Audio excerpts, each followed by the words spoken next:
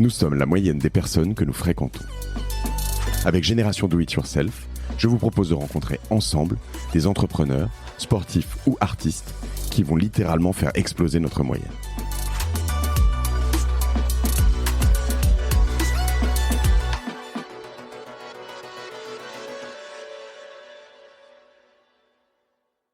Tu notes un grand changement de paradigme dans...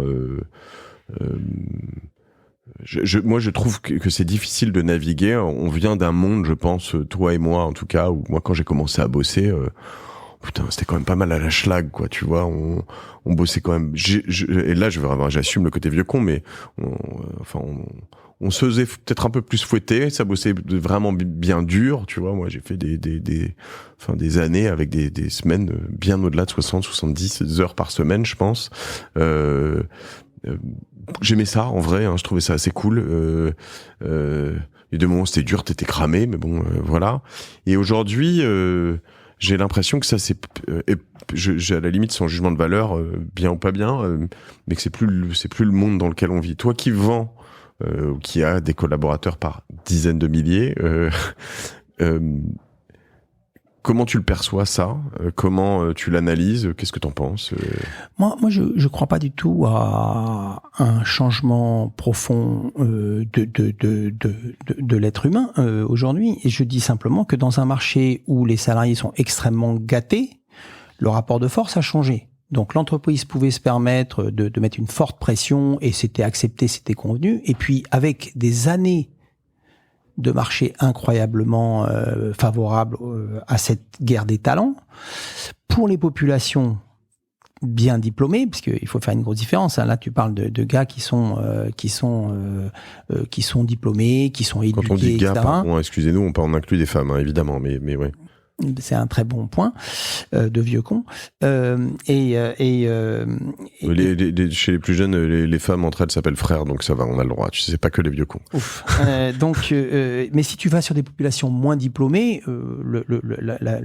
l'environnement du travail reste très très très challenging quand même. Tu vois, il faut voir effectivement sur les ingénieurs, sur les développeurs, ceux-là ils sont tellement gâtés par le marché qu'ils ont pris éventuellement pour certains, et des habitudes beaucoup plus relaxes. Bon.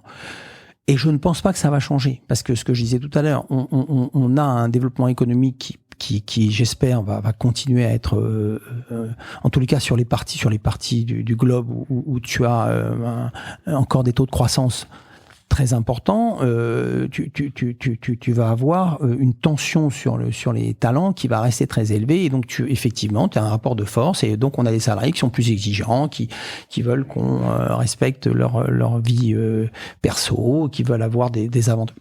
Moi, je suis un libéral. Si le salarié il est dans cette position-là, que l'entreprise en a besoin, ben c'est le rapport de force à changer, point. Et c'est un fait. Après, il y a effectivement de l'éducation qui a changé. Il y a une exigence peut-être moins importante dans l'éducation, etc.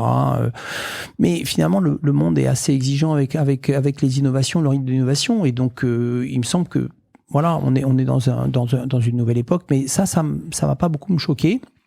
Par contre, c'est la culture de la boîte qui doit driver. Les salariés de Devoteam, ils savent qu'ils rentrent dans une boîte ambitieuse. Donc, s'ils n'ont pas d'ambition pour eux-mêmes, ils vont vite être malheureux. Et je l'exprime.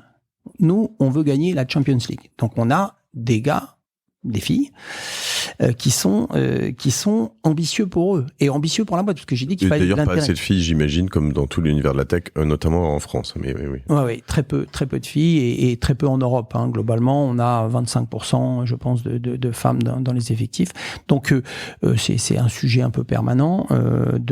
La tech attire pas. Il faudrait se poser des questions pourquoi, mais en tous les cas, c'est le cas. Donc en fait, on doit attirer les salariés qui correspondent à la culture de la boîte. Moi, je suis pas du tout pour dire, comme on veut attraper tout le monde, il faut avoir une espèce de communication lénifiante. Non, pas du tout. Chez Devoteam, on a des exigences très fortes. Et donc, cet univers d'exigence, c'est lui qui nous permet d'être premium. Et il y a des salariés qui ne souhaitent pas rentrer dans cette culture-là où on respecte complètement la législation de chaque pays et puis un environnement friendly, c'est très important. Mais on veut aussi des collaborateurs qui sont capables d'avoir beaucoup de franchise, donc de se parler direct. C'est pas toujours confortable. On veut qui mettent la collaboration au centre de leur et donc au centre de leur relation avec leurs collègues. Donc ça veut dire donner du temps. Et donc effectivement, c'est pas forcément toujours facile de donner du temps à ses collègues pour les aider. Voilà, tout ça, c'est la culture de la boîte. Et on veut des salariés qui soient confortables, qui soient heureux dans cet environnement-là. Donc, moi, j'ai 11 000 collaborateurs. J'aurai 20 000 collaborateurs probablement dans quelques années, parce qu'on fait de la croissance. Je veux 20 000 collaborateurs qui correspondent à cette culture. Ceux qui préfèrent autre chose, c'est juste pas l'endroit où il faut qu'ils viennent travailler. Et c'est très acceptable. C'est OK, ils ont le droit d'aller travailler ailleurs. Ils sont liés que par un contrat, quoi. Exactement. Ils ont quelques mois de plus à faire avec toi et puis jusqu'à ce qu'ils partent. Si je viens sur cet aspect, en effet, alors tu t'affiches en effet comme très libéral et puis tu mets en avant une volonté de croissance, etc. Qu'est-ce que tu penses de ces mouvements de fond autour justement de la décroissance et de en fait de ce monde qui n'a pas de ressources infinies et que en fait tout ce que tu dis là c'est totalement inaudible pour de plus en plus de personnes? Il y a des phases. Au XIXe siècle, on pensait à raison que l'énergie qui venait du bois, qui chauffait, qui cuisinait, qui était la construction, était finie et qu'on allait bientôt avoir un gros problème. Puis on a découvert le charbon. Aujourd'hui, je crois que le monde n'est certainement pas un monde fini grâce au génie humain et grâce à la tech. Donc en fait, les gens qui pensent ça, je pense que c'est des gens qui n'ont pas investi suffisamment de temps pour comprendre le miracle et le génie de la technologie.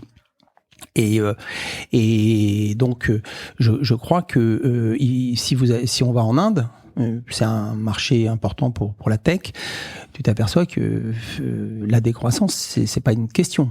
Il n'y a pas un Indien qui va te dire qu'on va s'arrêter au développement là où on en est aujourd'hui. Donc, tu as 1,5 milliard de gars qui vont couler dans les 20 prochaines années plus de béton que les États-Unis depuis l'ère moderne. Donc, le béton qui pollue énormément, il va falloir plutôt faire un béton vert très vite si on veut que les Indiens coulent du béton vert. Mais de toute façon, ils vont couler du béton. Donc, la décroissance, c'est un truc un peu de bobo quand même. T'abuses, Stanislas, ils pourraient faire des trucs en terre. Attends, on l'a tous fait pendant des milliers d'années. Oui, mais maintenant, ils veulent le confort. Ils veulent le confort moderne, ils veulent la clim, ils veulent tout. Et donc, notre problème, c'est pas de bloquer la croissance, qui est une ineptie.